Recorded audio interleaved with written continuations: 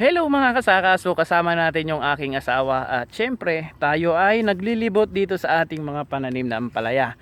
At dito sa buo naming pagsisikap dito at maraming nagkaroon ng struggle dito dahil po hinagupit ito ng bagyo mga kasaka, but itong ating mga ampalaya ay nagpo-produce na ng maganda at napaka-quality ng mga bunga.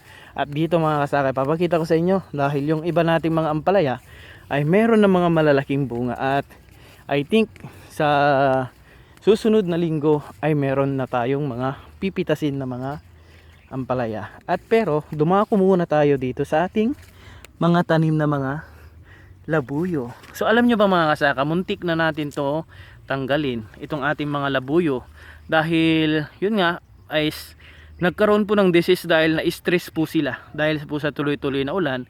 Pero sa awa ng Diyos ay binigyan na naman tayo ng napakagandang mga bunga at aanihin sa susunod na linggo. So yun.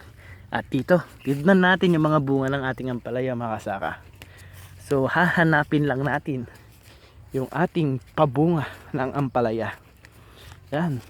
Napakasaya ko lang mga kasaka dahil yung pagsisikap o paghihirap natin na binuhos dito is nagkakaroon na po ng mga improvement. So ito, ang haba niya ng mga kasaka, oh. Tapos ang laki pa ng kanyang stem. Yan. Napakaganda. Makikita mo yung classification ng ating ampalaya kung ito ay maganda. Dahil yung ating ampalaya ay nagpo-produce po ng maganda at quality mga dahon at malalaki. So doon po natin binabase yung quality ng ating ampalaya, no?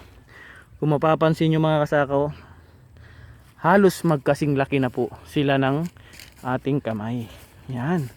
Ganyan po ang ka-quality ng ating mga ampalaya. So ito mga kasaka, may nakita na ako. Yan, o. So ito, ang laki. So itong ampalaya na to mga kasaka ay I think sa ganitong size ay 14 days pwede na to mapitas.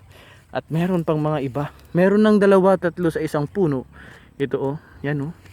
2 at 3 mga bunga. So napaka quality ang ating produce na ampalaya. So yun lang, never give up kahit na nahihirapan ka mga kasaka dahil ang buhay ay weather lang. So hindi natin alam kung kailan tayo lalago at aasinso sa buhay. Kaya ang dapat na gawin natin, laban lang at huwag tayong susuko kahit na halos magkanda lukmok na tayo sa lugi. Nung nakaraan ay biniyayaan naman tayo ng napakagandang mga ampalaya. Ayun lang, happy farming mga kasaka.